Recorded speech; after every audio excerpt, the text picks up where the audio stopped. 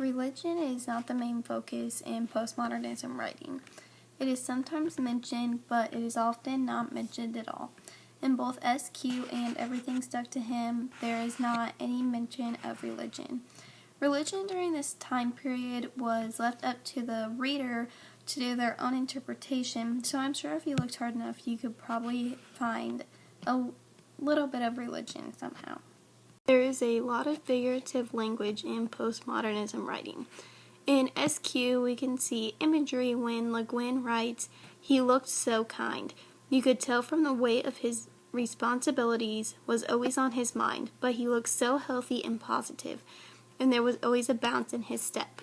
The readers can get a good image of Mr. Speaky from this description. In Everything Stuck to Him, we can also see imagery. When Carver is explaining the boy laying out all of his things before he goes hunting, the reader can picture him neatly laying out each item, being sure to not forget anything.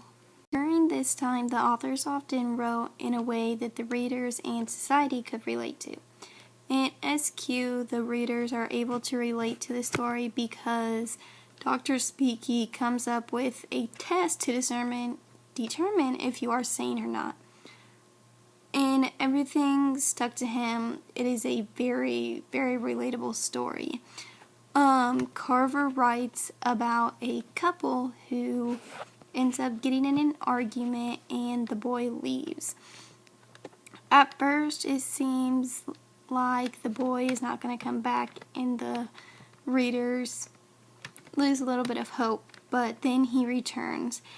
It is relatable because a lot of people today are in relationships and many of them fight. In postmodernism, there is usually either a destruction or an immersion of nature. In SQ, there is not really a mention of nature, but in Everything Stuck to Him, I would say there is a destruction of nature because the boy in the story is planning on going hunting, and that would be disrupting nature. Government and society were thought of as very corrupt during this time. They were in the middle of World War II, so everybody was just kind of confused and feeling angry. In SQ, we can see some corruption because Dr. Speaky is requiring some of the people, like in office, to take his test. And if they don't pass his test, then they lose their job.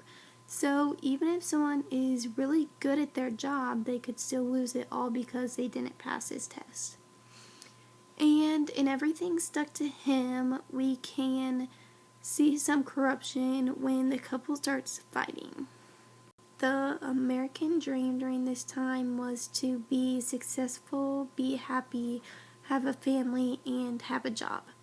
In SQ, we can see that Dr. Speaky has reached this goal of an American dream. This SQ test that he has invented has brought him quite a bit of fame.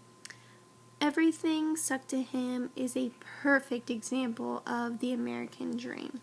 We can see this when Carver writes, "They were kids themselves, but they were crazy in love. This 18-year-old boy and this 17-year-old girl when they got married. Not long afterwards, they had a daughter." The readers can see from this that they are a very happy family.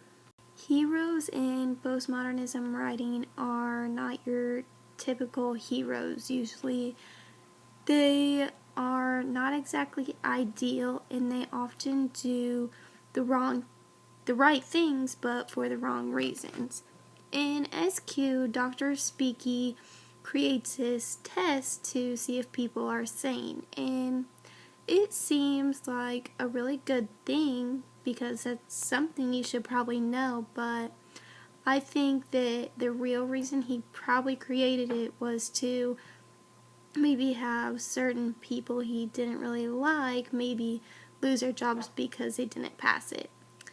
In Everything Stuck to Him, I would say the boy is probably the hero.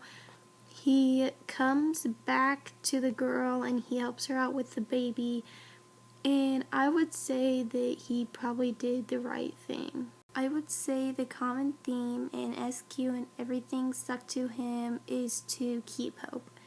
In SQ, Le Guin writes that the people keep hope that they will pass the test, and even if they don't, then they can still get help so that maybe next time they will. And then everything stuck to him. The girl really thinks that the boy won't come back after he gets mad and leaves, but in the end, he ends up coming back to her and their child.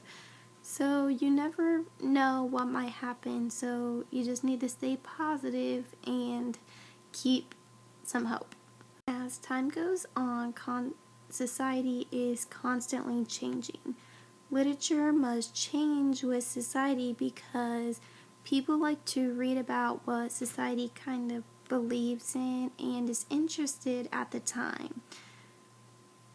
The authors must stay in tune with what's going on, or there probably won't be a lot of readers because they won't care about what the authors are writing about.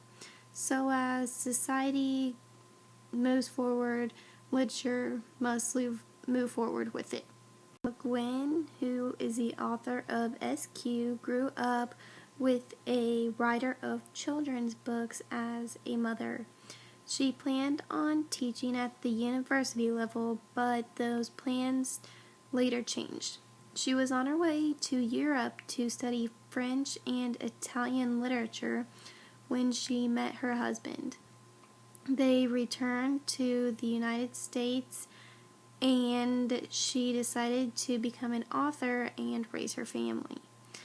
Carver, who is the author of Everything Stuck to Him, moved his family so he could go to college and become a writer.